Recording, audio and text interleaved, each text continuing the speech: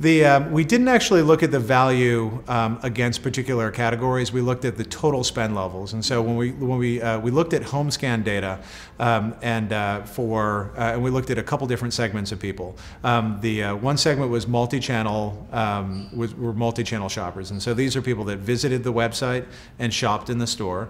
And then we looked at people that were online users but didn't visit the website. And then the third segment were people that were not online users. And so what we found were that multi-channel visitors were in general quite a bit more valuable than single-channel shoppers. On average, depending upon the retailer that we looked at, we saw higher levels of spending among multi-channel shoppers to the tune of 35 to 61%.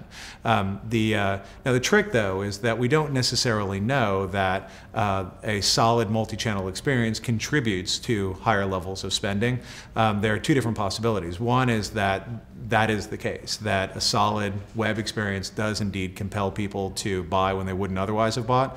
The other possibility is that these are our most loyal shoppers, and the fact that they're loyal compels them to both go to our website and to our stores. Either way though, it makes a solid argument for the importance of a solid multi-channel experience, whether you're rewarding, thanking loyal customers, or whether you're sort of fostering loyalty. There's an awful lot of benefit for the retailers that do it well.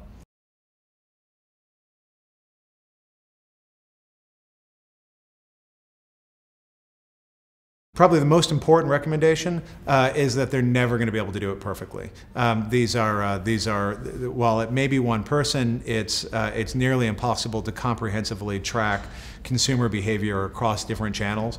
There are some things that we can do though that allow us to gather an awful lot of insight into it, and it's important that retailers sort of abandon the notion that they're going to have a perfect number and sort of settle for pretty good numbers that give them the insight that they need.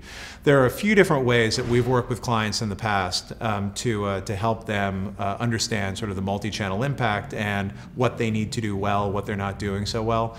Surveys are probably the most consistently utilized tactic. So a lot of retailers that you'll see will pop surveys after consumers leave their website, asking them about what they intend to do. Do you intend to go to the store? Do you intend to make a purchase? The trick with that is that you are only seeing what they intend to do. You're not seeing what they actually do.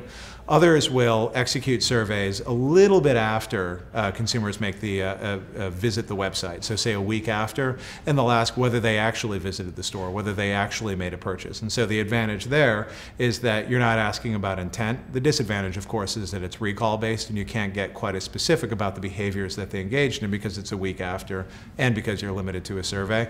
But both of those together do actually provide pretty good insight, particularly from a benchmarking standpoint. Retailers are able to see how they do relative to their competitors, whether people leave their site with a higher level of intent to purchase than among their competitors, and then the specific things that they're doing well and the specific things they're doing badly. The next big tactic is ethnographic research. And so basically that's following consumers around, watching everything that they do, from watching them watching television, watching them read magazines, watching them listen to the radio in their car, to shopping at the store. It's a little difficult to recruit sample. There's an awful lot of response bias to that, but it is the tactic that you use when you want very, very granular understanding of comprehensive behaviors. Database matches are another really, really compelling tool. We'll work with clients where we'll actually match our panels up against their customer databases so that we can see the purchase behaviors in their stores, and we can compare it against the behaviors that we measure across our panels, which tends to work pretty well where we have consumer panels that are big enough. And then the other approach is using the home scan data set. So that's the set of data where we're able to look at all of their online behaviors, and we're also able to see all of their food, mass, drug purchases, and we can see when they purchased, we can see what they purchased, and we can try to understand the relationship between the two.